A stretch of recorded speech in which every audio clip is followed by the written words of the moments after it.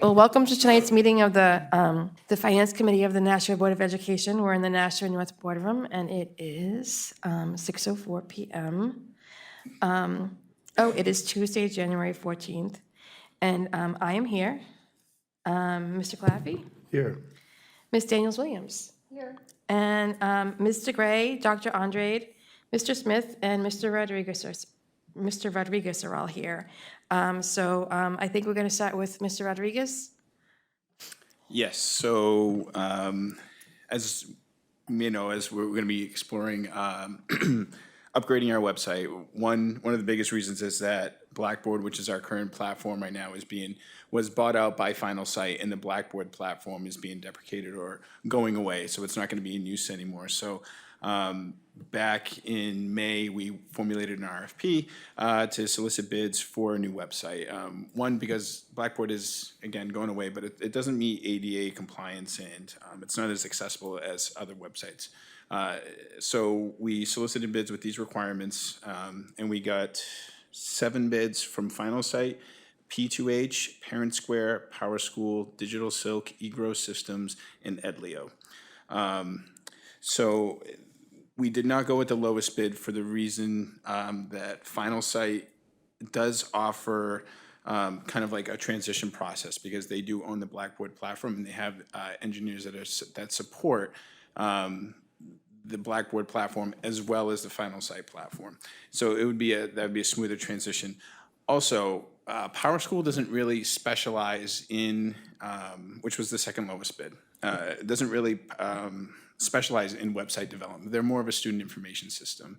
And they were going to subcontract out their website platform to a different company. So they were kind of just kind of the intermediary just to get that bid. So as also part of this bid was a school messenger feature that we use for announcements like in emergencies. So if Dr. Andre decides to call school that day, which apparently no, we're not, right? So this platform is used to message parents and the community. So this is also used by staff as well when messaging parents in the community. So this is all part of the RFP that we solicited, and we decided to go with Final Site because they have transparent pricing for over 5 years compared to others which had at least a 3-year term, and then we usually see prices being increased significantly after that time. So now we know that there's a transparent pricing with these with this platform through Final Site. I like the idea of going with this one because I know that Blackboard is so important to our schools. Right.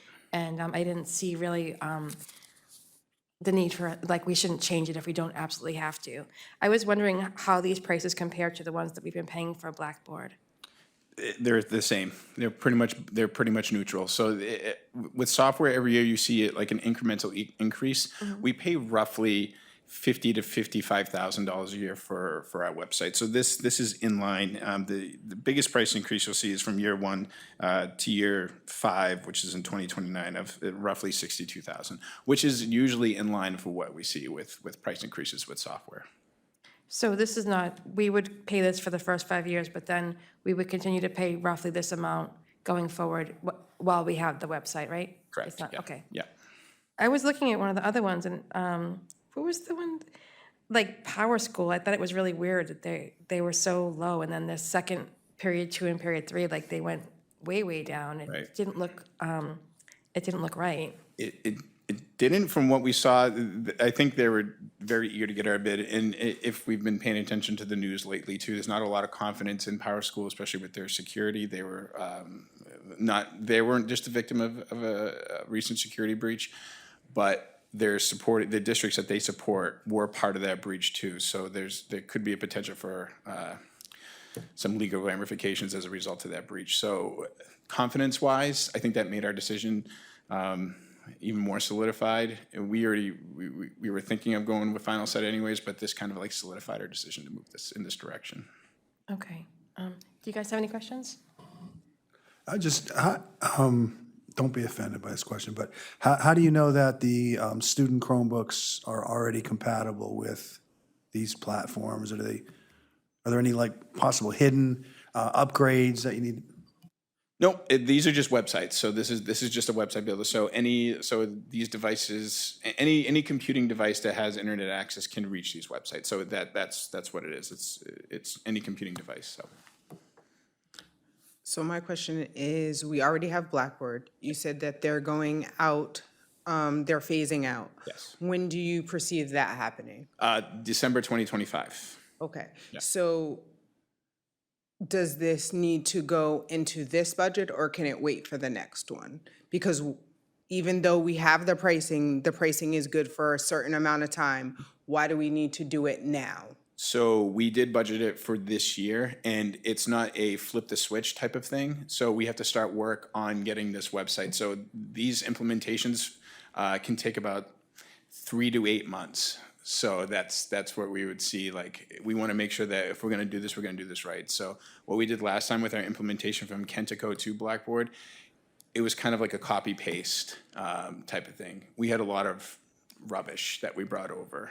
So we want to kind of like trim that down, see what we're actually going to use efficiently in the website, because our website is slower because we have a lot of stuff that's in the back end of it. We want to eliminate that. So as part of this process is working with the communications person, Cam, who's our communications and social media webmaster.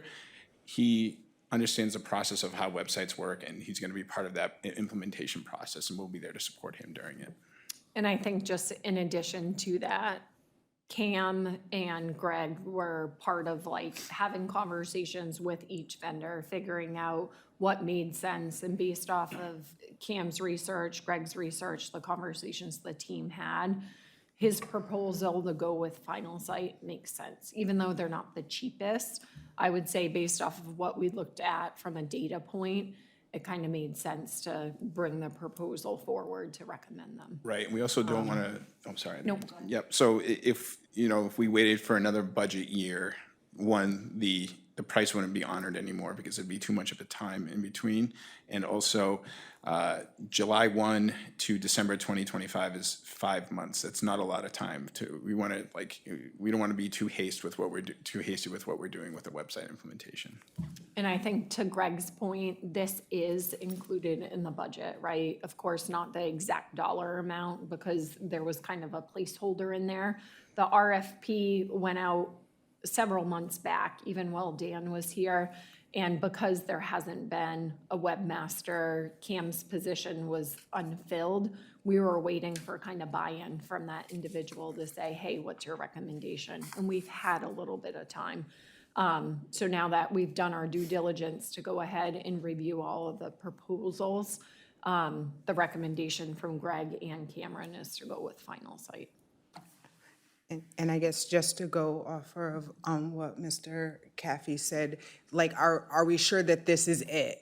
Like, because every time we say, okay, we're doing something else, and then it's like, oh, well, this system is too old for that, so then now we need this, and then we need that too, and then wait 2 months, then we need that too. And I want to make sure that we have everything to make sure that this is up and running and ADA accessible, as you said. Yeah, so they checked off the boxes for what we need with it. So we went over this RFP process in terms of crafting the RFP for a solid month and a half. So we wanted to make sure that we checked the boxes of what we needed, and that's when we sent this out. So it wasn't like a week that we took. We were like, oh, this is what we need. This is what do we need for our website? No, because our ADA score is pretty low for our website now. So it's not very it's not very accessible. So that's a problem. And this with the Final Site platform, it is much more compliant for ADA.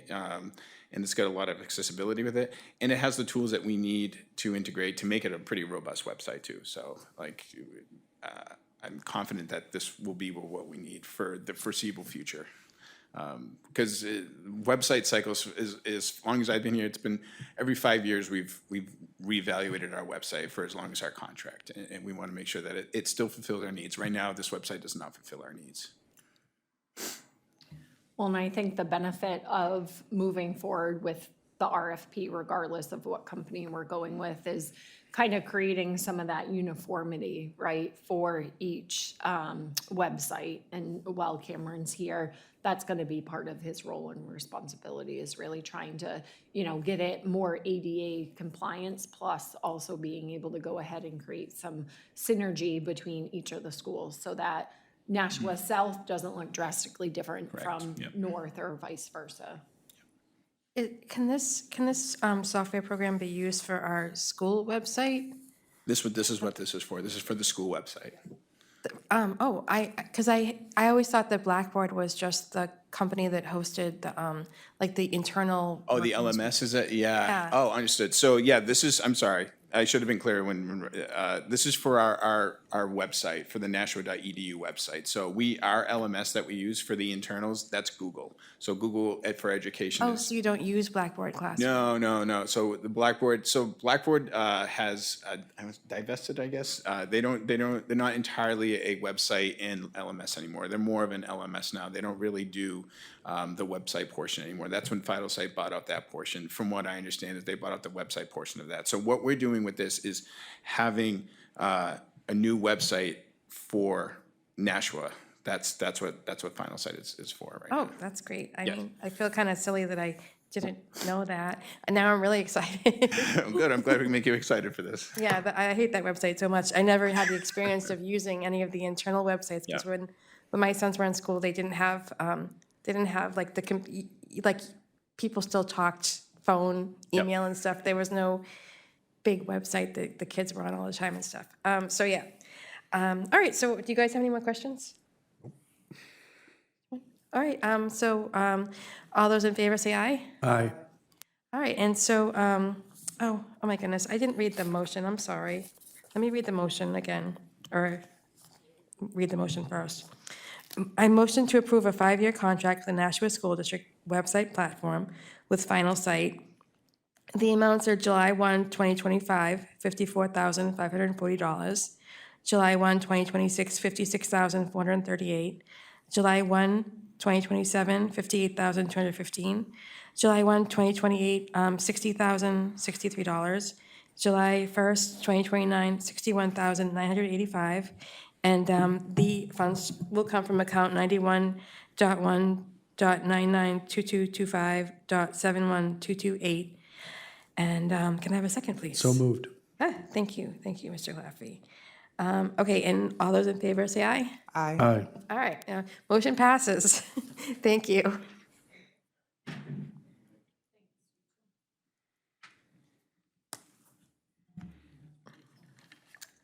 Okay. And the planned operation, the Birch Hill Elementary School portable classrooms, I didn't see that in the packet, so I didn't know if maybe that was something we weren't gonna do. I'm sorry I didn't notice early enough to call. Either way. Yes, so we had planned to remove the portable classrooms from both Birch Hill and Main Dunstable this spring.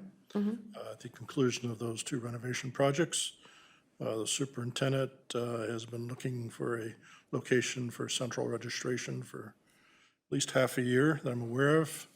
I know we looked at Broad Street, we looked at Fairgrounds Middle School, and considered other things. Then actually, Chris Lassard suggested we take a look at the portables that we already have in place. Particularly, one of the, Dr. Andre can talk about a lot better than I can, but you want to be somewhat centrally located, you want to be on bus line, that sort of thing. So the portable classrooms at Birch Hill are in better condition of the four. We will have to replace floor tiles, we'll have to fresh paint job, some other minor work, but nothing that I can't handle within my own budget already. So propose to leave them in place. The cost of doing so is fairly minimal. We are saving significant money by not moving them through the construction project.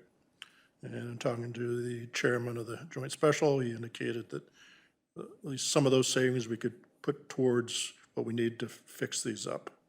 Particularly, the electricity was temporary, because it was temporary buildings, but we now need to make that permanent.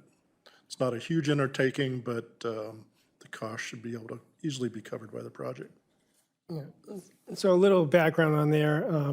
in speaking with Alderman Dowd is, again, ensuring that we have board approval to keep a structure on site.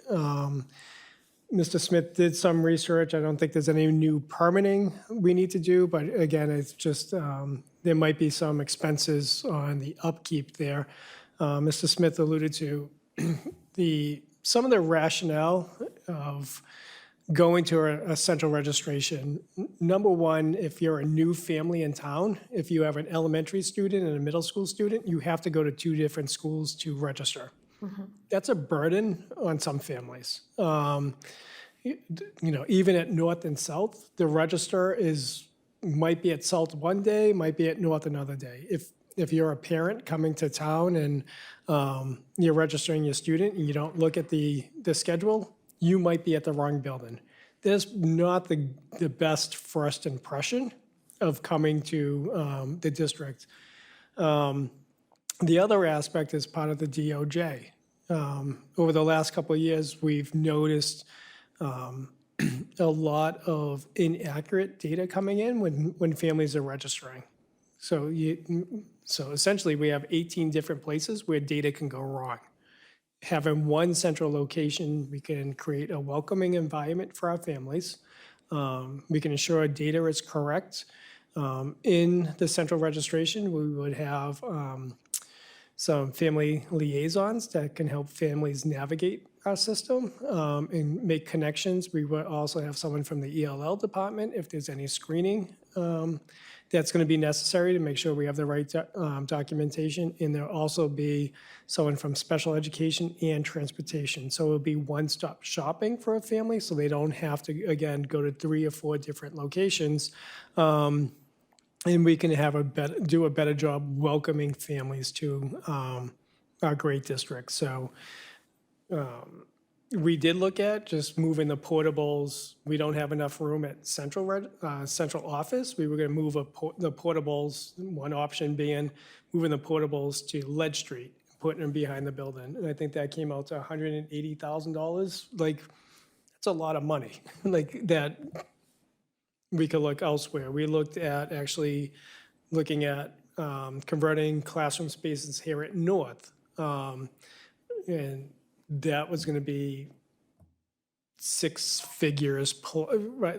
Anywhere from $100,000 to $200,000 to renovate classrooms. We looked at space at Broad Street and at Fairground. And when Mr. Smith and Mr. Lasad said, we have the portables, we'll be saving money on the construction projects. We can look at reinforcing, providing more structure in those buildings, and then again, create a warm, welcoming entry for our families into the Nashua School District. And at the end of the day, that's what we want to do, is support our families. So, and that's the intent. And we want to make sure that we start here at the F&O subcommittee, saying if we have to spend any money, that you're fully aware of it. And then at the end of the month, we'll present this to the full board so that if they have any questions, and again, I don't think from the city that we need any more permitting, but we want to make sure we dot our i's and cross our t's. Okay, I just want to ask a couple of questions. So we're saving money by not having to do construction in another school. How much money are we saving by not having to transport the portables? No, it's, So the construction project owed us transport from the site to wherever we want to put them.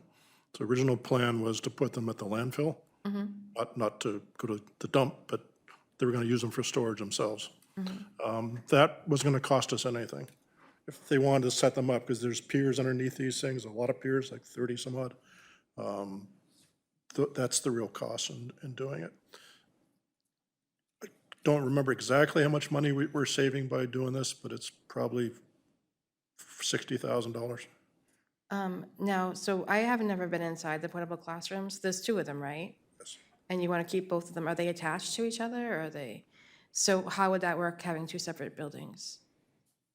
so we would look at one office, one building being more the office of coming in for central registration, and then the other building would be ELL family liaisons that can kind of go back and forth as needed. So one office, again, when you walk in, a welcoming center, and behind there might be opportunities for screening students. And then on the other side, we would use it for relocating our ELL department and some of our family liaisons. Is this going to affect, how does Birch Hill feel about this? It's not going to affect their flow whatsoever. There's plenty of parking, so we would be putting signage where you don't, families will not have to go through Birch Hill at all. There'll be a separate entry right into central registration. One of the expenses we will look at is making sure there's a badging system and making sure that it's locked and more security. How much money are you guys thinking you might have to spend to make it doable? Will it be more than the 160? Oh, no, not even close. If we have to put in AI phones, since we talk about security or badging, under 50, and probably not even close to that, Did you say under 50? under 50. Oh, okay, good. Yeah, go ahead. Because we need electricity over there. There's already electricity, we just need to make it permanent. That may be something as simple as putting in a brand-new rugged telephone pole. It's already underground, so we don't have to worry about that. We may have to do some work with the data lines, but again, it's all pretty simple stuff. As far as electricity goes, we've talked to Eversource already. They're fine with us doing it. There actually may be one permit we have to do through the city for electrical permit, but they don't charge us for permits. I think, Just talking about painting, we're talking about replacing floor tiles, ceiling tiles, and a little bit of security work. So also knowing that the staff of, that handle these things are already stretched thin throughout the district. In halftime, like I know that part of the, that staff is only like 1.5 staff, or how will we staff this welcome center all in one place to make sure that it's staffed? Because we don't, I think that we have promoted one of the staff, and can you talk more about how we will staff it, what the staff that were currently doing this are now doing and not coming over to this building? It actually alleviates some of the stress on the buildings. So you have to think, Broad Street up the street.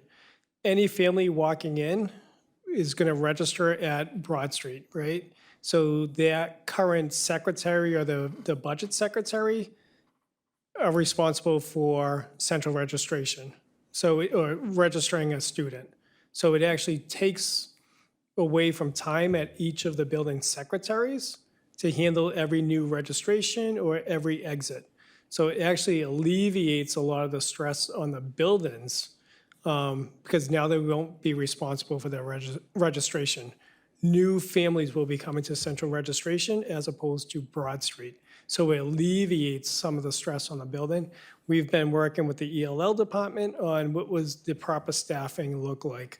So some of the families liaisons, they don't have a central house right now or office space. So they work under the ELL department. So this will be a place for them to come together, share their resources, and then again, based on their schedule, rotate through there and then still service the building. So we are looking at a staffing plan with our ELL department. I think we're in good shape right now on our internal resources without actually expanding on requiring more positions. I had the opposite question of Ms. Daniels-Williams. It was just, will this, having everyone in a central location like this, make it so that we need less staff for this kind of thing? So it'll be interesting what happens at the building level, because there's so much disturbance in the flow of secretaries' work efficiency when a new, a new family comes in, you want to make sure we roll out the red carpet for them. So a secretary's making sure that that family's feeling welcome, making sure they're having the right information, the right paperwork. So that might take away from other duties that they're doing. So this will actually, by alleviating this task, will actually allow secretaries to be more efficient. So it'll be an interesting conversation moving forward on what is the right number of personnel at each building. Can I just, and so, and there's one person covering both high schools on alternate days? Yes. So obviously, that's That huge. Right, and so that person would move over. So we already have a full-time person Every who's a day. registrar, right? And she's currently only responsible for the high schools. So again, she can expand for a K-12 system. So it's supporting that person or how many people we need. So we currently already have, one person in place. And then, again, looking at the number of secretaries or throughout the buildings, we may be able to reallocate resources. I think just one other thing to add to Dr. Andre's point is kind of like that one-stop shop, right? So they're there to do the registration. They're there if they need screening based off of ELL, right? There's somebody there that if they have a special education need that they can talk to, plus transportation's gonna be there too. So we envision like a new family coming in, it's, correct me if I'm wrong, but a bus will be able to go there from public transportation standpoint. So it's a good central spot for new families coming in, right? We'll have to go ahead and change the mindset of we don't go to the school anymore, we go to this central registration spot. But I think from like a newer family coming in, it sounds to me, based off of what we're envisioning, is it would be more of that welcoming environment. And what we see right now from a transportation standpoint is system-wise, they have to be in the system, and then it's usually like another 48 hours before transportation gets lined up for them, sometimes 72 hours. And also the last data point on transportation, we've noticed a lot of inaccurate data, which causes trouble. So if they're not being put into the right school district related to like Broad Street, the system is actually flagging them to be put on a bus in a different, like say Charlotte Ave. So I think by having one central spot to go, the family saying, yes, I'm new, what's that transportation look like? I think we're gonna be a lot faster to be able to provide some of the support. That kind of takes the ramp up time as somebody new to the district. How many people do you see being able to work in these buildings? Like, is there enough room for all that you want to go to? Yeah, there's ample room. So I'm not worried about running out of space over there. And we've been working with a few other districts on what's their staffing and what are they responsible for. So one district we've been talking about, they require families to re-enroll. So the first time, or re-register, first time when you come to the district, but then they require, this office would be responsible for all sixth graders and all ninth graders to re-register. We're not at that point yet. Yeah. But that's a way to maintain accurate data. And they have a staff of 8 people, including ELL, special ed, transportation secretary, and someone to oversee it. So I think we're right around that level. How long, what's the lifespan on the portable classrooms? What do you guys think? Because I mean, if we're gonna set up this great system and then 5 years from now, we're like, oh, we have to do all this work to the portables, or buy new ones or I something. mean, easily 10 years. I would say we have to replace the roofing, which is a shingle roofing at some point, but that's really the only major expense I anticipate. How long have we had them already? 20, 25 years. Oh my, wow. They're the ones that were at Elm Street for forever. So hold on, I'm sorry, you said every 10 years we have to replace them. Well, you asked how much longer I expect them to last. I'm saying 10 years. Yeah. But between now and then, probably sooner than later, we'll reshingle the roofs. But everything else should be okay. Reshingling the roofs wouldn't be that expensive, right? It's a small area. Okay. You're gonna see Sean up there on the roof doing it himself, right? And again, I think the aspect is creating that culture of a welcoming center, right, for families and really that aspect of it. So if we have this location for 10 years, that's fantastic. If we have to modify it in 10 years and it's, we're flushed with cash and it looks better, right? Like, and we have a new home for it, that would be an improvement. But really, I think we would need to set that partnership with families from the first instant, the first moment when they walk through the door, that they feel like they're part of our family. And right now, where we have families going 2 to 3 different schools, worrying about transportation, coordination, if it's an ELL family, do we have a translator on spot? Like, it's just not that welcoming, and this is, again, a first step in creating a culture that's welcoming and inviting for families. We're looking for a director of transportation, right? But we Well, still have. we'll have a recommendation coming soon enough. Okay. So, do you want us to make a motion, or? Yeah, I think tonight's awareness, and I think at the full board, it would be just a recommendation to approve of the location. Again, I don't think we need anything for permitting, but it should be in the minutes that we're creating a temporary, like, we're moving from a temporary status to a permanent location. And so if there's any questions that come forward later down the line, that we accepted the new footprint of Birch Street Elementary. Are you okay with that, Shawanda? And I just have one more question. So essentially, this would become another building that the Nashua School District maintains, because this would be a new welcoming center. Does that not go through the joint special? I know you said you talked to Alderman Dowd, but is this something, because it'll be something else that will be maintained by that board. So I'm not sure. I just want to make sure, like you said, before we give it to the board at the end of the month, that all that has been spelled out logistically. Because if we're going to have to take care of it as a building, and it will be essentially moving from 18 buildings to 19 buildings as a welcoming center, is it something that we have to, like, digress?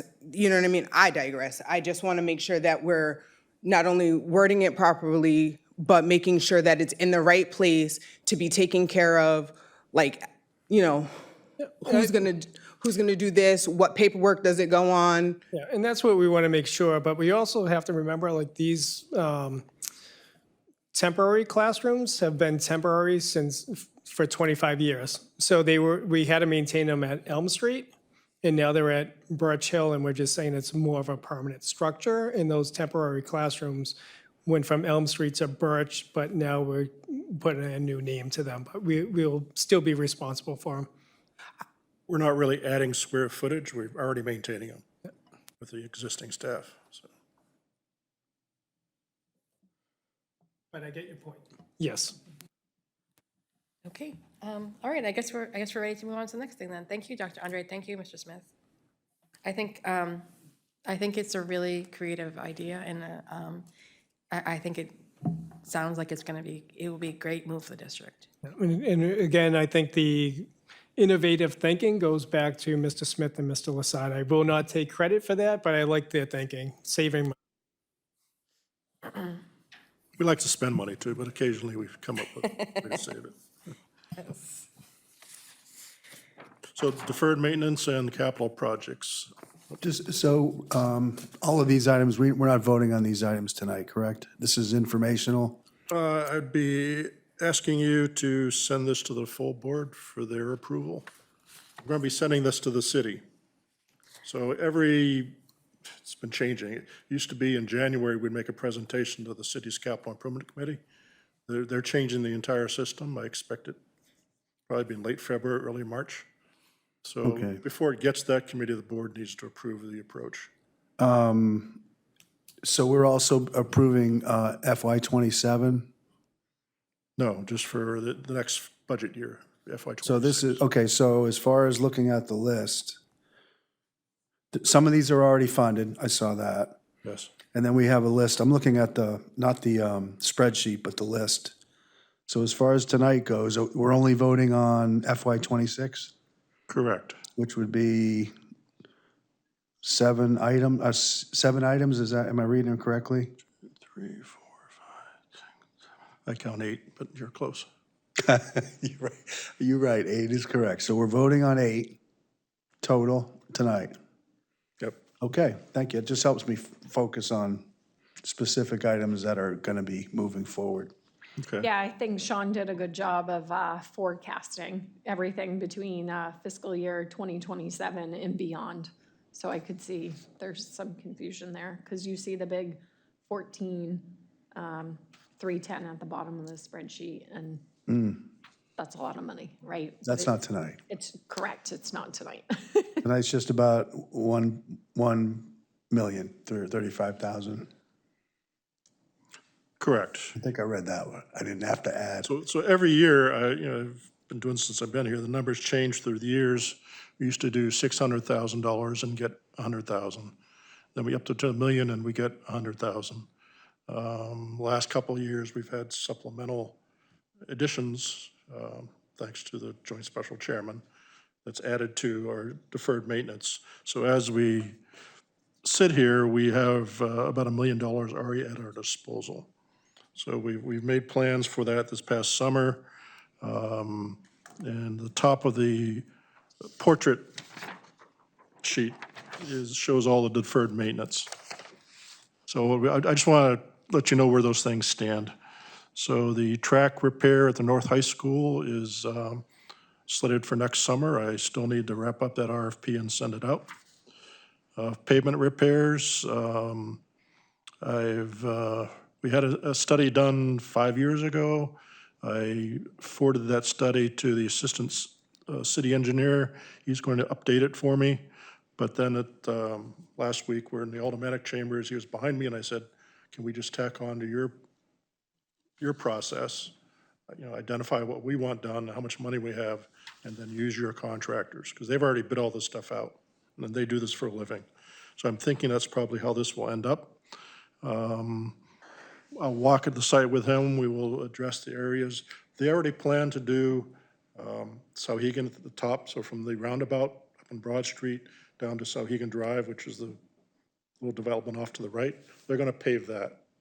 So it makes some sense to continue from there or skip the next stretch and do like our bus loop and our parent drop-off loops. That's to be determined. That's not going to be enough to do the entire site. 5, 6 years ago, the cost was $1.5 million. Now I'm estimating over $2 million. So at the same time, I put in for requests through the capital improvement process, the capital projects, for, I believe, $1 million over 2 straight years. I reached into different pockets of money, and hopefully one comes through. But if we don't get the capital project approved, at least we'll have the deferred maintenance to chip away at it. It may take much longer to do that, but it's kind of where we are. Roof repairs, you've already approved roof repairs at 5 elementary schools. You then approved an assessment of 3 other schools plus Stello Stadium. I've got the Stello Stadium results back just a week or so ago. Those are actually going to go to the construction project for any repairs that have to be done, so we don't have to worry about those. But the Amherst Street and the 2 high school roofs may be some that we want to address with the roof repair money. Tennis court, South Court tennis courts, they're in decent shape. I like to stay ahead of things and not wait for the caverns that appear in the middle of the court. Just there are some alligator cracks and those can grow. So that's what this would do. And then something new, you're going to hear more about this, but at the 2 high schools, the public address and the bell system are 24 years and 23 years old. So when the 2 high schools were developed, the brand new systems. I think I got those numbers right. They're close. So it's been slowly degrading and it's got to the point we just need to replace them. So, excuse me. CDC is calling me. It's gonna turn my phone off. Yes. Lost my track. So that we do have to replace the PA systems, and we do have a firm quote from a vendor to do so. And we're gonna go out and get a couple more bids, and probably next month come to you and get approval to do that. So that's the money we have in hand. I say that with a caveat now, because just today we met with the construction manager, architect, Alderman Dowd, myself, and some other people to discuss new Searles in that security vestibule. So there's a certain amount of money left over from the project that was at Dr. Crisp. There is a good amount of money left over from the middle school project that will take an automatic action to transfer it to new Searles. But Alderman Dowd seemed fairly confident that could happen. So we know we have sufficient funds to do the new Searles project. It's just the construction cost right now is around 2.1 million. But there are some other things we want to do. If you're familiar with new Searles, looking at the front, the windows are kind of shot. It's been on the deferred maintenance list for a long time. So I'm urging that group to replace those windows. If they don't agree to do it, or there's not enough money to do it, then I'd strongly suggest we look at the deferred maintenance. And that would preempt either the track or the tennis court repairs.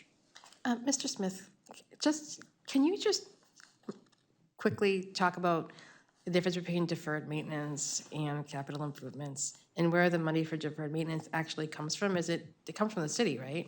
So All it's the not money- even, not part of our budget? All the money comes from the city. You go to the capital improvement committee, and deferred maintenance is a project that we give them. And it's, now it's $1 million. In addition to that, we have all those other projects, whether it's replacing the roof, I was gonna get into this, but replacing the roof at Bicentennial. So it's been a fuzzy dollar threshold between the two. Generally, $1 million is where it goes capital, but it can be less. Other departments, when they do their capital improvement submissions, it may be a $25,000 project. It's just so the committee is evaluating our project as one big project and looking at their small projects. Not sure if that works to our advantage or not, but we've been treated fairly well. So I'd say generally $1 million and more is capital, and under that is something we consider for deferred. And it's just, there are different committees at the city? Is that what it is? Same committee, it goes to Capital Improvement Committee. They are an advisory committee. They they do their assessments, they talk to all the departments in the city, come up with a ranking, and make a recommendation to the mayor. And then he puts that money in the budget, Okay. and the aldermen approve it. So. All that's right, how that the works. fuzziness of your answer leads me to believe that I'm not far off in being confused about the difference. So this is where I think I mentioned something at the last JSSBC meeting on really what's the education behind, like, you almost need a flow chart, right? So again, I think Alderman Dowd is a wonderful resource, but he, I think, holds a lot of that knowledge, and it's just not a shared education, right? And so I think that's part of our budget process going forward. It would be nice to see a flow chart on what is deferred maintenance, how are projects being approved, what's the intersection with the JSSBC, and where's that ownership, right? Even, and then picking apart even further the roles and responsibilities of the JSSBC. Who's the treasurer? How does that money kind of flow through? So The JSSBC does capital improvement projects, but not deferred maintenance, is that? Correct. Okay, So, interesting. All right. and It that's, is a very fuzzy process, and the city recognizes it, and they want to make changes. They've started to make some changes. But as I said, usually at this point, we've already made our presentation to this capital improvement committee, and I have no idea when that's going to occur. Because they've got these side ad hoc committee they put together that lists X number of projects, 30 million a year for the next 5 years. Are you talking about you haven't made your presentation on the fiscal year 26 deferred maintenance? Or the, Correct. okay, Yeah. So that's why we're here tonight, is for you to bless what we're proposing for FY '26. Yeah, so it typically goes through the F&O subcommittee, then to the full board, and then to the city. So that the Board of Education is aware of all the projects that Mr. Smith sees is forecasting moving forward. So that's the education, the awareness of the Board of Education before it goes to the BOA. okay, And that happens every year. okay. I didn't see the new Searles in Mount Pleasant, the projects we had talked about sending to the state for funding on here at all. So they're off the board until we hear anything from the state. Is that Actually, true? if you look at the capital sheet, which is the landscape sheet, which it looks like a spreadsheet, Mount Pleasant and New Searles are on there along with the other schools, Okay. on probably the lower half of the page. I know that we discussed the boiler at New Searles, and we felt that that was kind of a safety issue. Is that something that should be moved up? I'm not sure where that came from. I don't think it came out of my mouth. The boiler is fine. It needs some work. It's 20 years old. It's the electrical distribution system. It's right next to the boiler room.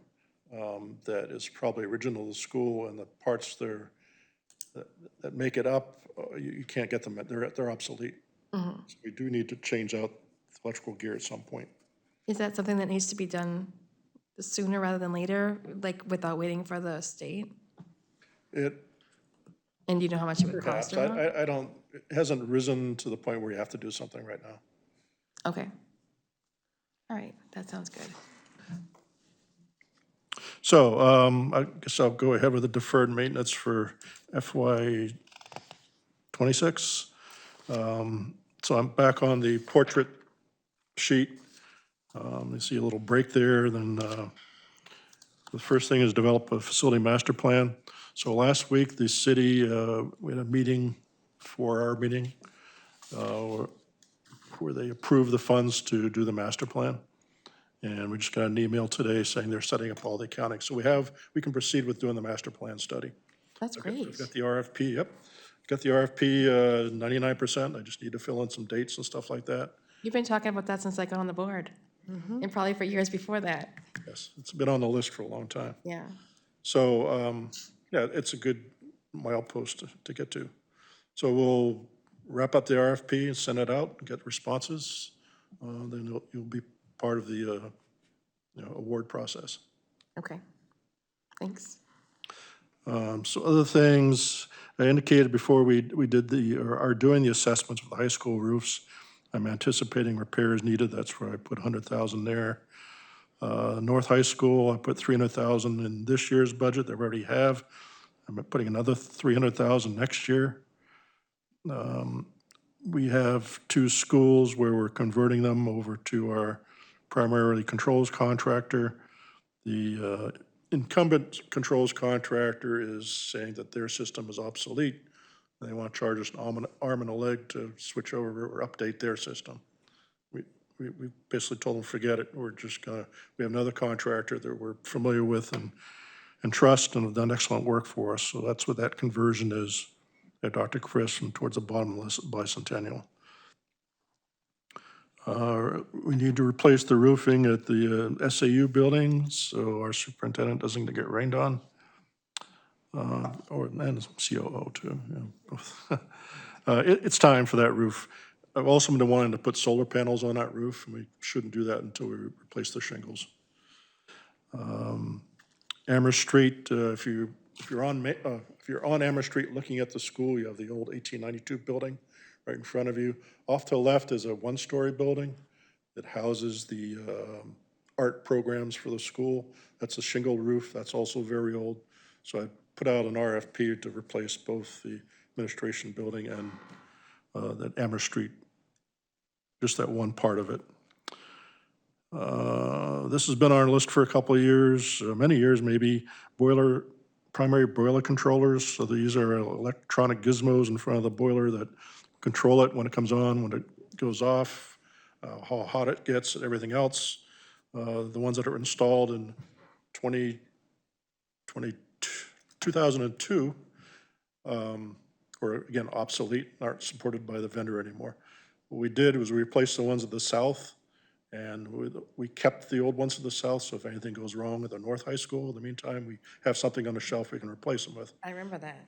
But, you know, at some point, we should replace them, and I put it on this list. New Searles, I actually mentioned this earlier. The front windows and the windows in the front wing are just in terrible shape. And it's time to replace them.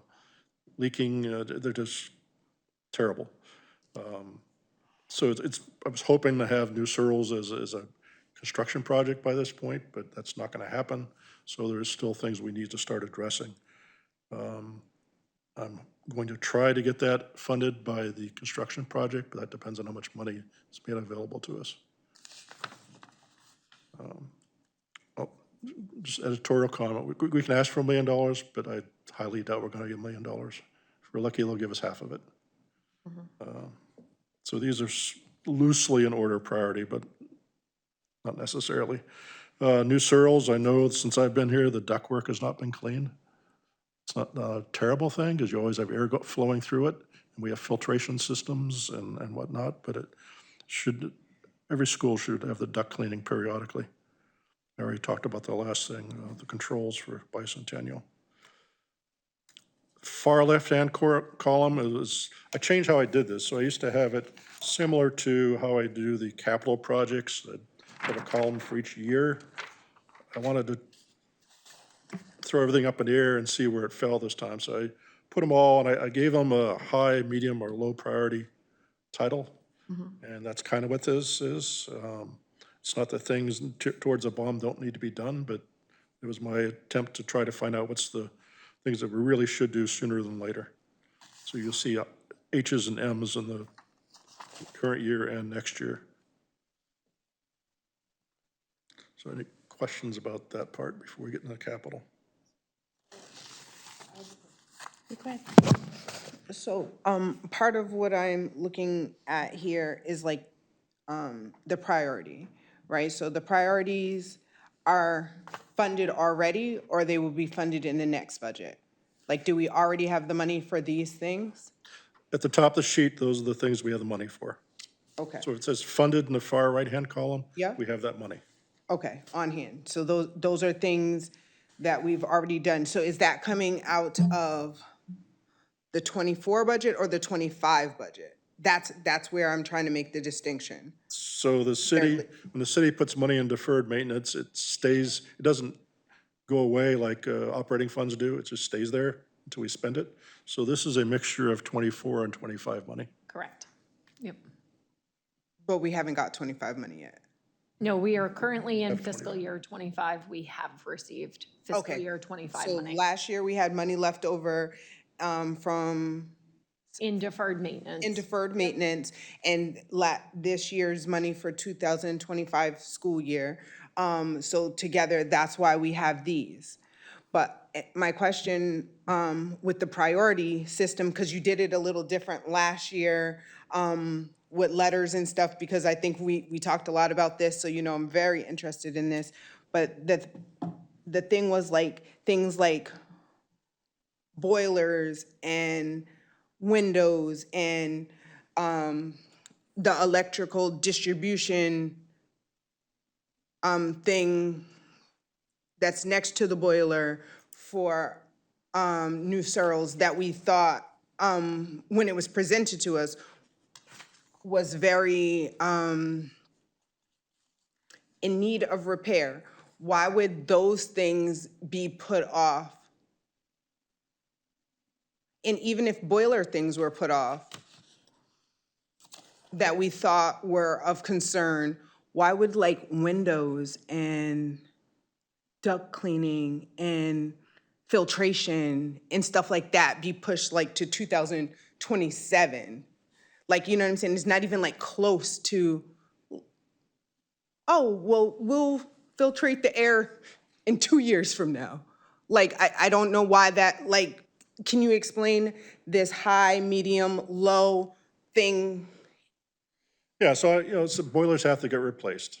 Probably the presentation you talked about was when the EEI came in, and it was in preparation for applying for building aid. So they painted a somewhat bleak picture of each of the 4 schools, not bleak, but, these are the things that have to be addressed. You didn't say they have to be addressed right now or next year, just when we get around to replace it, to constructing those schools or renovating the schools, then we should be replacing the boilers. We should be replacing the electrical distribution system. We should be installing all new air handling equipment. Those are all things that they identified. They didn't say we need to do them right away. Just hopefully sometime, well, if I had my way, we'd be starting the next renovation project already. But I understand the city has priorities and there are other But I guess departments. that's what I'm trying to pull from you, right? Like, so this is the 50-year plan. This is presented in a different way. It is ranked from high, medium, low. I want to know, and I think that everyone that will see this or that will have a question to ask is, why are these things higher than those things that we've been saying all year that we need to fix? Because the things that we're saying have to be fixed, particularly as provided by EEI, is we don't have to fix them right now. They're on the radar. They should be on our radar, but they don't have to be addressed right now. And I think that's where like the deferred maintenance piece comes in, right? So similar to like owning a house, you always have some type of maintenance to do. Sean right now is saying, okay, from a prioritization standpoint, here's his recommendations. And yeah, could some of those priorities change depending if, gosh forbid, something happens? Yes. But I think based off of what Sean has here in front of you guys and talking to EEI, like there's not an urgency right this minute to go ahead and fix this boiler and the additional pieces. Like if there was a safety concern, I think the messaging got misconstrued, right? Because I've heard it a couple times tonight and at the last meetings in the sense of like EEI was saying there is going to be work that needs to be done based off of their plan, right? Mr. Smith has said, yes, we know at some point there is going to be work that needs to be done to the boiler, just like all of these other items here on deferred maintenance. So could some of this stuff change? Potentially, right? But I think based off of the current needs and the snapshot right now, Mr. Smith is saying, here's the prioritization of what his recommendation is to you folks as the board, then we'll take it further to the Board of Aldermen. I think the other thing that will make it clearer in the future is when we complete the facility master plan. Because part of what they're going to do is they're going to come in and assess all of our buildings, all the systems in the buildings. And a system is a heating system, a cooling system, a roofing system, building envelope system, doors, windows, everything is a system. They'll assess each one of those, and then we'll have a roadmap for us. They're doing a condition assessment, so then the Board of Ed, working with administration, is going to have to decide, okay, well, these are our priorities. At some point, education has to come in. It's just not inanimate objects like Mr. Smith takes care of. It's education going on in these spaces. So how will what's education going to look like in 20 years? And then whoever's doing this assessment will work with you and the administration to determine, okay, we're going to need, I'm just making this up, more science classrooms, more ELL classrooms, whatever those things might be. And then help us to fold all those projects into this plan. How long, And give us a sense for what the priorities should be. how long will the master plan be good for, do you think? I would view it as a living document, so you'd create it and update it as you go on. Who would be updating it, you? I'm going to be retired by then. Oh, no. Yeah, so I think there's an aspect on, I worked in other districts that we had the master plan. And then over the couple of years, you're kind of going through your priority, looking at your capital improvement plans and then just updating that. But that really starts as a good baseline. The other aspect of where it's a living document is, as Mr. Smith alluded to earlier, is that we're looking for $1 million, like in projects for next year, and we might get 500,000. Right, and so then you're reprioritizing of what you're doing with that 500,000 or the $400,000, or hopefully we get the $1 million, right? So then it's, that's where you have to reprioritize, and then as, Mr. Gray said, something might come up that kind of shifts. And I think Stellar's Field is a perfect example. It's been on the list for forever, but it didn't rise to that level of need until it was at that point. But it was not a surprise. It was on the list for years. Okay. So that brings me to the point, Mr. Smith. As you have created this list for the last 20 or 30 years, and you have been assessed to move them up and down, all around, change the format this year. In 2025, we have the money already in the district for the top 2, 3, 4, 5 projects.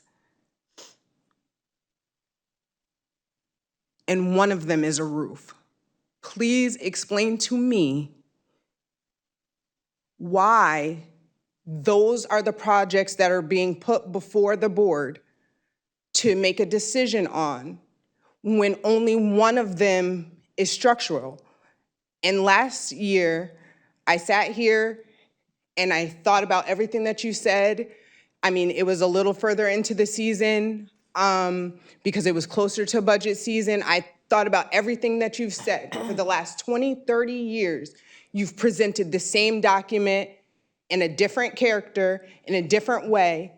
And today we're presented with this. This isn't the budget, but this is part of that capital improvement, deferred maintenance thing. And why are they ranked in this way? Explain it to us as easy as you can. I just myself, I would think that the reason why the roof is there is because that's probably the roof that's in worst shape. The track is there because if we don't fix it up now, it's gonna get worse, and that's something that the kids use on a daily basis. The pavement repairs for the Nashua North parking lot, Mr. Smith's been talking about that since I came on the board. The tennis court is the same as the track, and then the PA and bell system would probably be the same thing, where it's something that's failing that we need to replace. I would think that the high school roofs are probably further down because the high school roofs, like this high school was built not a super long time ago, and these roofs are probably need repairs, but not as badly as the one that's going to be, the ones that are going to be done this year, right? So the roof, that's a good summary. The roof repairs, we already have the money for the roof repairs. You've already approved repairing the roofs on 5 elementary schools. I expect sometime this spring to come back to you and say, okay, we still have this much money left over. Let's address Amherst Street and the 2 high schools. I didn't think that was enough money, so I put in $100,000 in next year for the high schools. I mean, these are the priorities I'm recommending. We could easily debate some of them, move things up and down. But regardless of what we do here, things are going to happen. The PA, if you look in last year's public deferred maintenance list, the public address system wasn't on it at all. Either I didn't think of it, or else it just wasn't on our radar as something we had to replace. Pavement repairs. If you looked at last year's deferred maintenance pavement for the high school, it was on our list. It was on the capital list, but not the deferred list. So that's been added since the school year started. It's a process that's constantly changing, and the priorities change. The priorities I listed here are the ones I think are the ones we should address next. For next year, which is more to the point, because we already know about this year's money, all of the facility master plan, forget, but remember the facility master plan is going to help us in the future creating all this. But all of these items are things that are really next on a list of things we should do.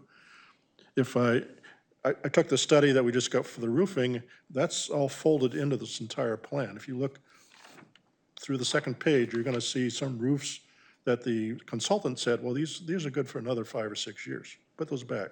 But these are the ones you need to address right now. Or there's some things you need to address right now so we can extend the life of those roofs and get to that 5-year period.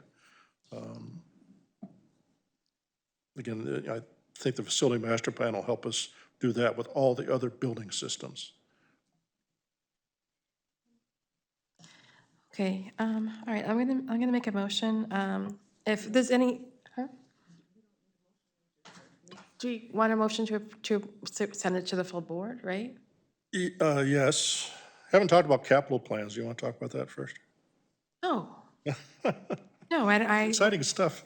we'll talk about it. Sorry, I have a headache. I have to leave.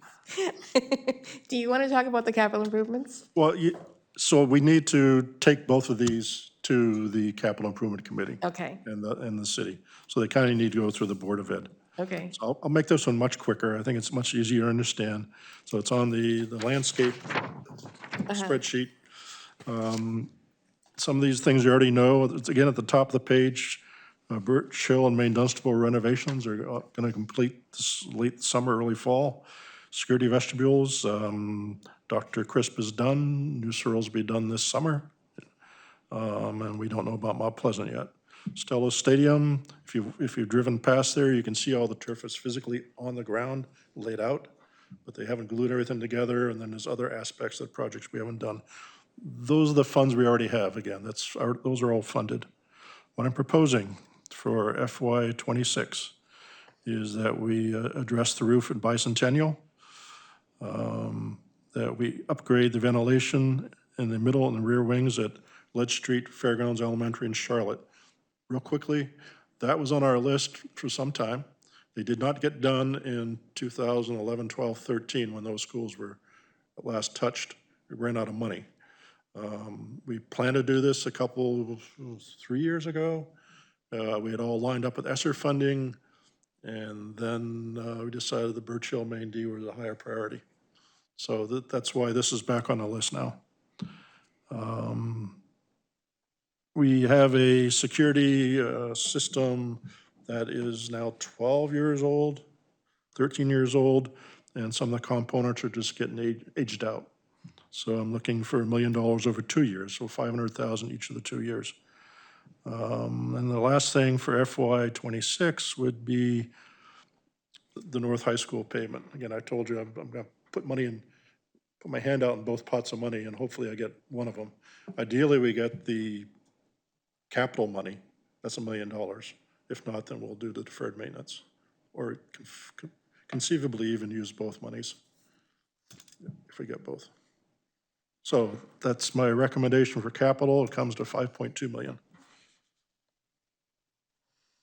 And the deferred maintenance was 1,035,000. okay.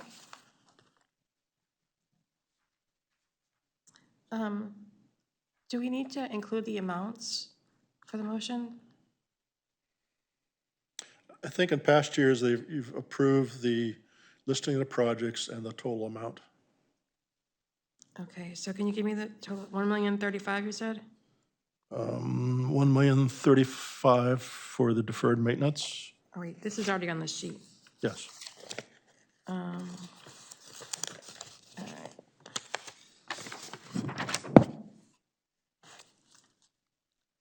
This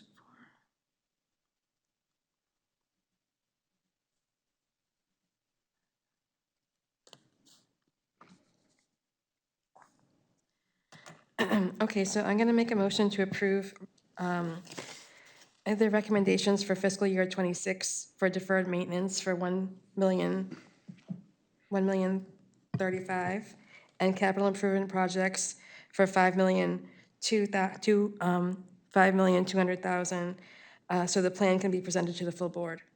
So moved. Okay, thank you. And all those in favor say aye. Aye. Aye, thanks. The motion passes. And I guess next is the financial report and the transfer report. So we're getting it. All right, so the first report, just super high level, looking as of the end of December. We are kind of midway through the year, right? So in total, if you go all the way to the last page for the detailed expenditure report, not the monthly report, we can see in total from a school budget standpoint, we've used 43.68%. Again, we're about almost halfway through this fiscal year, so that to me seems reasonable based on prior years. And then I have a couple comments to make based off of the monthly actual expenditure report. So if we go ahead. So if we go ahead and look at the monthly actual expenditure report, just a few things to point out. So in the first kind of sub-bucket, wages, salaries and wages. So again, not much for us to go ahead and change there. Seems pretty reasonable. There is one line item I'll point out. So the 51,750 retirement and separation pay. If you notice in October, there's actually a negative of $66,000. So usually we wouldn't see a negative there. So that line item is any retirements or separation pays. So the negative amount is basically saying we almost refunded something. So that seems a little off. So I dug into it earlier today, and what happened is we actually had 2 teachers who retired. They were Title I teachers. I think there was a mistake made where their retirement and separation pay was actually billed to the grant, and it should have been charged to this line. There was a reversal that was done, and that reversal was done inaccurately. So I worked with the business office today. I would say, kind of not to take us down a tangent, more to come. I'm going to fix that and adjust it because we should not be seeing a negative basically there. Okay, thank you for explaining it. The next section, and feel free as I go kind of section by section, if you have questions, just stop me. So the next section, the 52s, which is your fringe benefits, nothing there looks odd to me. You know, educational expenses, that's tuition reimbursement and stuff through the contracts.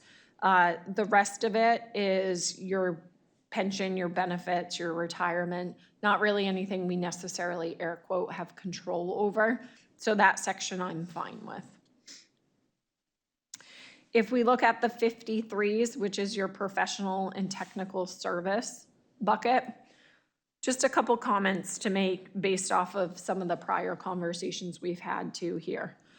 So if you look at pupil support services, which is your 53,614, you're gonna see that the total usage is 94%. But look at kind of the third bucket from the right-hand side where it says ENC/encumbrance. Friendly reminder, pupil support services, this is all of our contracts related to occupational therapy, any PT therapy for our students.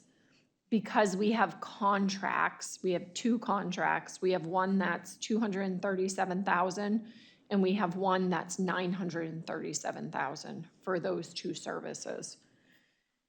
As we start to spend more money and pay those invoices that are coming in, that encumbrance bucket of $739,000 will start to decrease because that's a PO right now, or POs basically encumbrancing that money. so that when the invoices come in, you'll start to see the invoices in the months, and then that bucket will start to drop.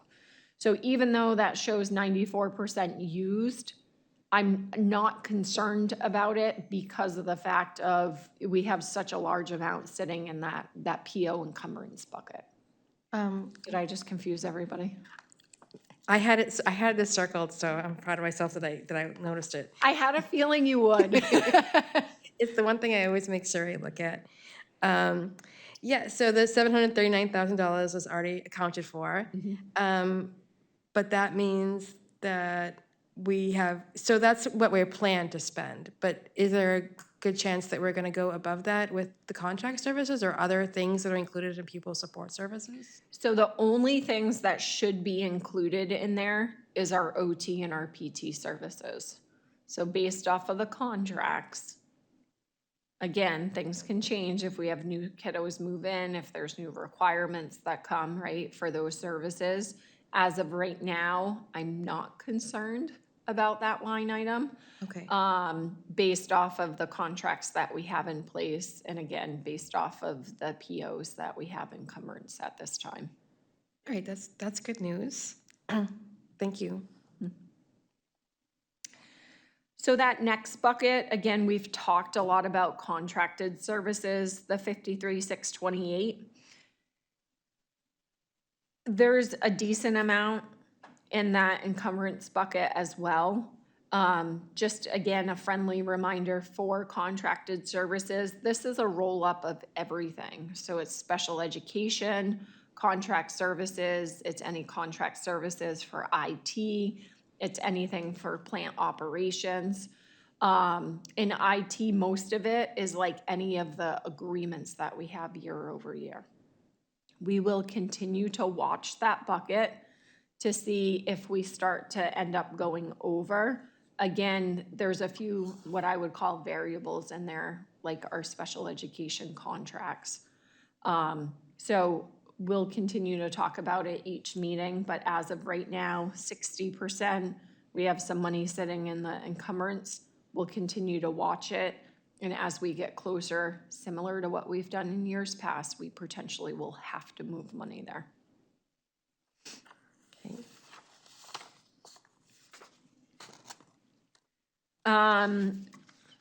Good to move on to the 54s. So 54, which is your property services. So I looked at the first three buckets: electricity, heat and gas, and water. We're at a similar spend this time last year. Now just remember with like heat and gas, we're gonna start to see some of those increase, right? We're in winter, we expect kind of the heat to be turned on more to keep our buildings warm. So just from a comparison year over year, I'm not concerned with this bucket overall. And if there was a reason we needed to move some money in there, I do understand we have a reserve related to kind of that heating aspect if we need to dip into it.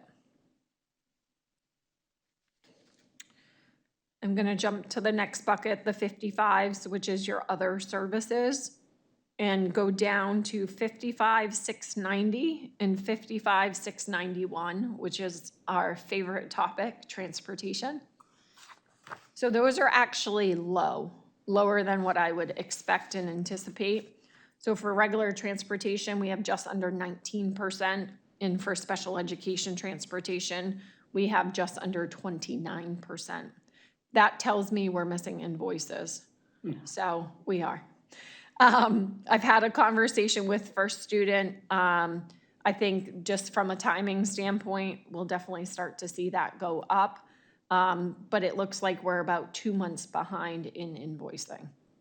So that's why those numbers are a little bit lower than what I would expect them to be at this point in the year. This is one of the things that Dan would always mention, because it always looked like we had so much more money there than we really did. Yep. And just on transportation, we're gonna have a meeting with First Student later this week to just talk about contract stuff. So we'll continue to keep the board posted as we move forward. That next bucket, out of district or tuition out of district.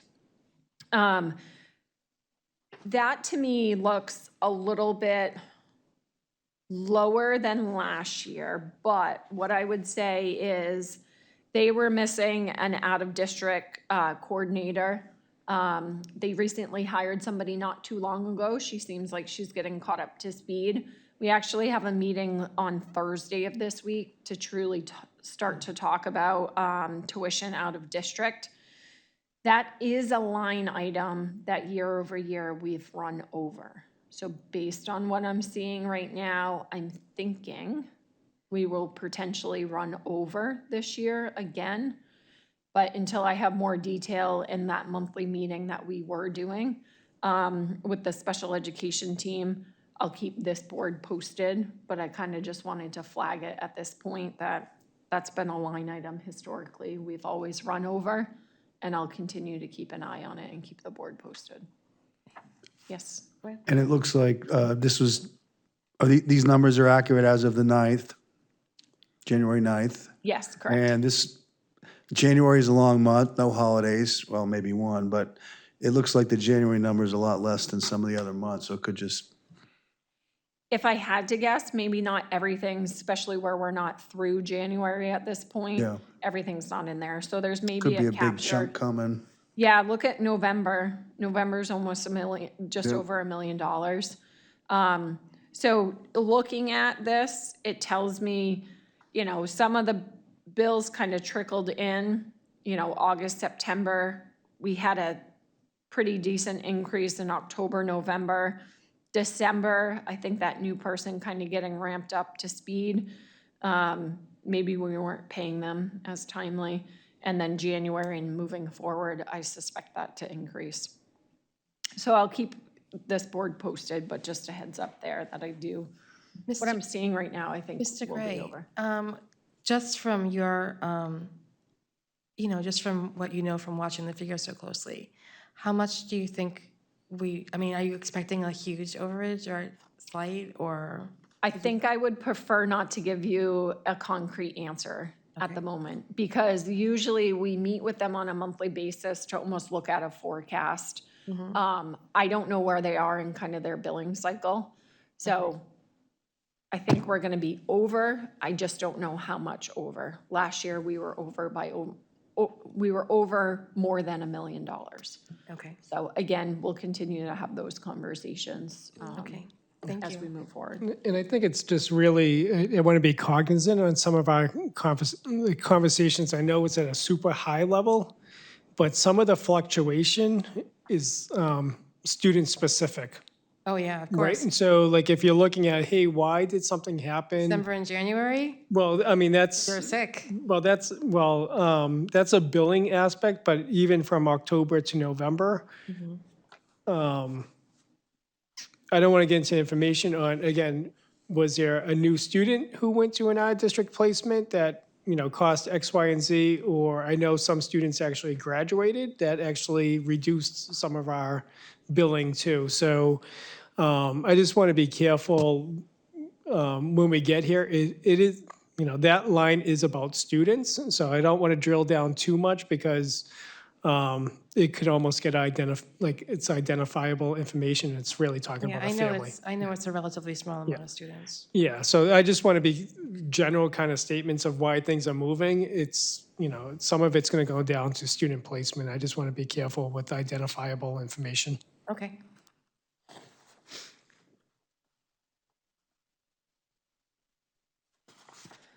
All right, nothing else to comment there in the 55s. If we go over to the 61, supplies and materials, nothing to really point out there. I think there's been some prior conversations as far as subscriptions. Again, friendly reminder with subscriptions, we had money spent. There was a transfer that was done last month that we went ahead and moved money out of subscriptions, and we moved it to some of testing materials and educational supplies because there were invoices that were already paid against that line. This is a roll-up, so we actually look like we overspent there, but if you drill down into the 61,830s, you can see that in some of the other kind of schools versus curriculum, they're in the positive. So again, it's a roll up. So not anything I'm concerned about. 6,800 other expenses, again, it looks on track. Our new district accountant's been doing a lot of billing related to all the federal grants. Indirect cost allocation is the money we receive based off of the grants. It's almost like, think of it as an admin fee. I suspect that to continue to bring money in as we start to get caught up with the billing.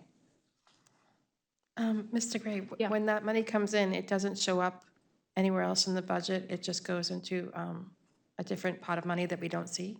No, it does come in as other expenses. So this is revenue that is coming in from the grants. But where does it go somewhere else in the budget, like into any of the line items or anything, or? If we need to go ahead and move money, we potentially can move money if that line item is higher. Okay, but like on a month-to-month basis, it's not necessarily part of, Any of the movement. Okay, Nope. good. It's part of the consolidated roll-up, your number all the way at the bottom of the page. That is the 191 school grand total. But it's not anything we move until the end of the year if we need to. okay.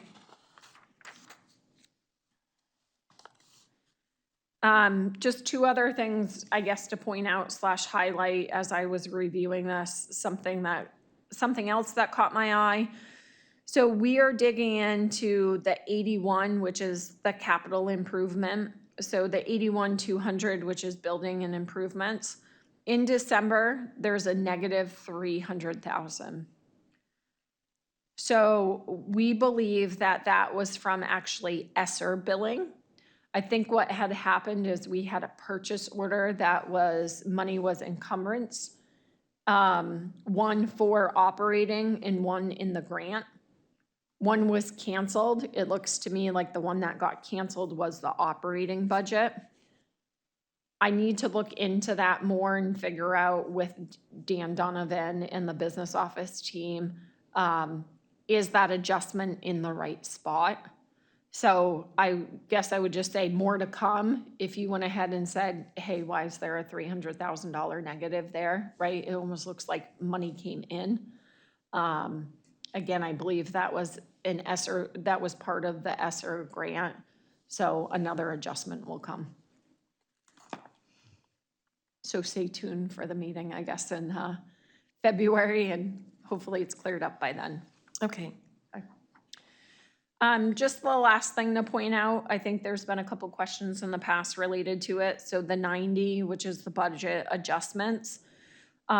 Just remember this category is for all of the sports fees that come in. So if you register your kiddo and it costs $100, that money as well as any facility rentals, if we rented out the gymnasium for a prayer session on Sunday or for some type of activity, that income that is coming in, we are actually moving it over to special revenue. And then at the end of the year, we always do a journal entry to take it out of special revenue because it's the money that was collected, and we move it into our operating budget to help offset some of our expenses.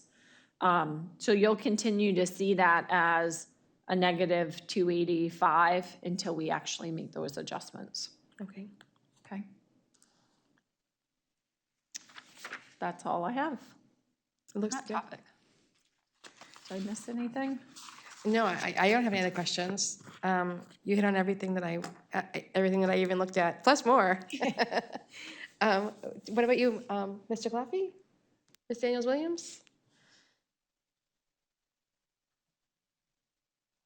So in 68, it looks like we expended to date.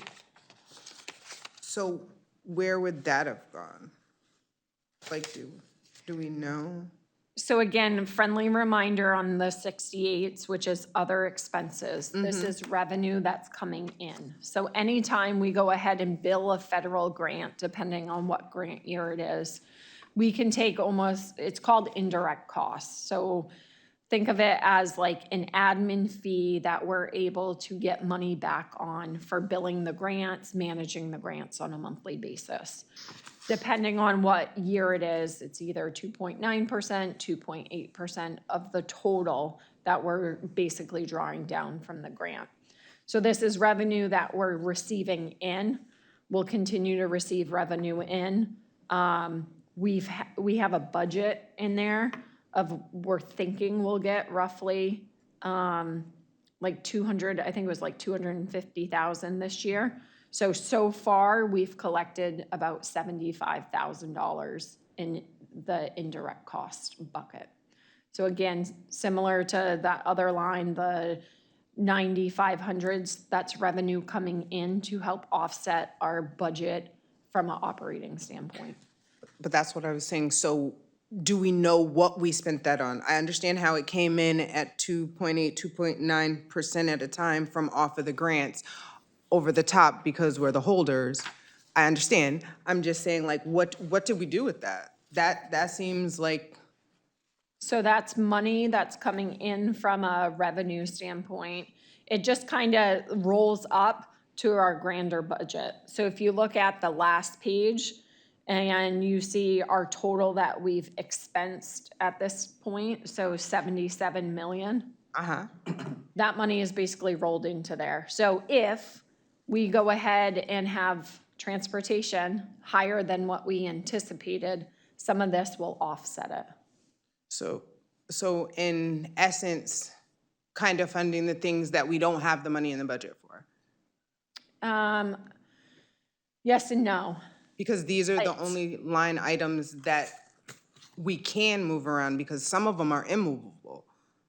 Like some of the line items, like it looks like the 68 and the 90, we can move, but I think before I had asked, like in 51 or 61, and one of those are immovable. Like they have to be spent on those things. So we won't ever remove money out of the 68 to go ahead and offset. It's basically just a roll up, right? So essentially, say we get 300,000 in indirect cost.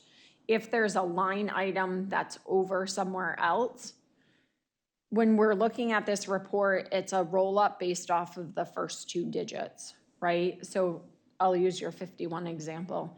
If that total of the 51 bucket is a negative, system-wise, it won't allow it. So yes, on the back end in the system, it will go ahead and basically offset it because we have two revenue points in our operating budget.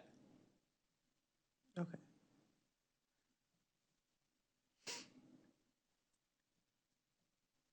I understand. Meaning that rolling up means that even though it's in that category, it's still rolling up into 51 to cover those bills. So it's not like we hold the cash, but it's a debit credit situation where we just move it from one place to the other to make it level so that it's not a negative. Yeah, but I want to be sure that, like, we're not moving money directly out of there because the budget's rolling up at the end. If it's needed somewhere else, yes, the system will like offset it. But so how about if it's not we've never ran into it, I understand. But how about if it's not needed, where would that money go? I mean, I probably haven't been here long enough to say, but I think at some point we're probably gonna need it, depending, right? I think there's too many unknowns right now from a factor standpoint. We've always, over the years, brought money in from indirect cost and from, gate receipts and registration and rentals. But we don't ever move money out of other expenses into like wages or something. But that's what 51 is, salaries and wages. Or was that just an example? I'm sorry. No, just an example. Okay. Yep. This is the money that ends up in our special revenue funds. Right, and so that's at the end of the year where we'll start assigning money, like, so we don't operate in a deficit, right? So each year we actually have a surplus. Well, again, I think Mr. Gray is going to do a good job, but sometimes when we think of a surplus, it's like last year, I think we closed out the year of like around $100,000 of a surplus, right, on a $130 million budget. That is tight, right? I mean, that's less than 1%, like, right? Like that's a half of a percent. No, I was looking to you for the percent. Because I mean, yeah, but it's, I mean, so when you think about like $100,000 or even $1 million, right? Like having a surplus of $1 million, and we're doing forecasting, that's less than 1%. So that's really, like when you're looking at the big numbers, $1 million seems like a lot. But when it's under 1% of your total budget, like that's pretty great forecasting. So again, we don't operate in a deficit or be having conversations where we think we need to be moving money around. But we're in good places. So, but at the end of the year, where we have a conversation with the city, like we have a surplus, where do we assign it? Is it going to a special revenue account? Is it going to special projects?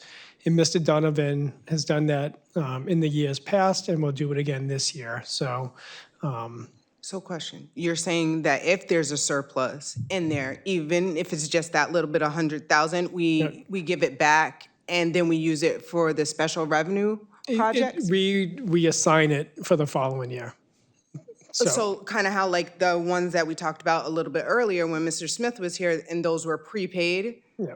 That's where those came from? That's where it's not all like. No, it's- interesting to me. It could go there. I worked in other districts where, for capital projects, I think we need to kind of research this, where 2% of your budget had to go into capital projects or any kind of surplus went into your capital improvements.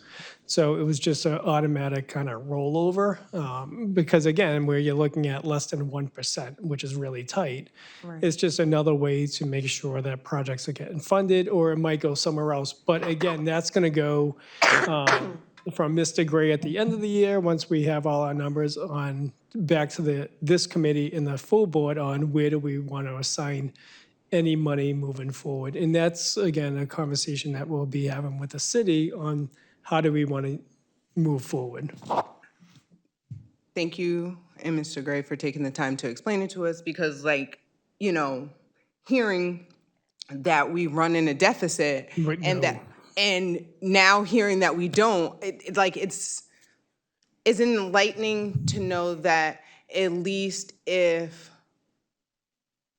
we weren't presented to it enough, that we have created avenues to be able to fund the things that we have, and have a little bit left over at the end. So, thank you. That's great. And so that's like a transition to like Yeah. the next one where what happens is so that we don't operate in a deficit is that you have the transfer report. So through where we're just kind of walking through is where are we spending the money? Where are the negatives or where are we ahead? But if we were seeing huge areas to address, we would be having larger conversations on where we're going to transfer from one line to another so that we can fund our priorities without actually running into a deficit. So, segue. All right, so just 2 budget transfers in the packet this month. So the first one being McCarthy Middle School. We went ahead and moved some money over to conferences and seminars for professional development activity that they're attending. So there's a $5,000 transfer there. The other one that you have in front of you is for the athletics department. So we did discover that the middle school fall payouts was actually still sitting under 05, which was Elm Street, versus McCarthy. So we just had to go ahead and move the money out of, or the payroll money out of Elm Street and move it into McCarthy. So that's why you're seeing that budget transfer there. And as far as the stipends go related to athletics, I didn't mention this when we were at the stipend line, but from an athletic standpoint, we've gone ahead and paid out the fall stipends for all of the sports. That is something that we do every single year to our coaches. Okay. All right, that sounds good. All right, so I'm going to make a motion to accept the fiscal year 25 December transfer report. Second that motion. Oh, thanks. Okay, all those in favor say aye. Aye. All right, excellent. So now I'm looking for, I'll make a motion to adjourn. Second that motion. All right, thank you. So we're adjourned at, We didn't vote. thank you. All those in favor say aye. Aye. And we're adjourned at 7:43 PM. Thank you.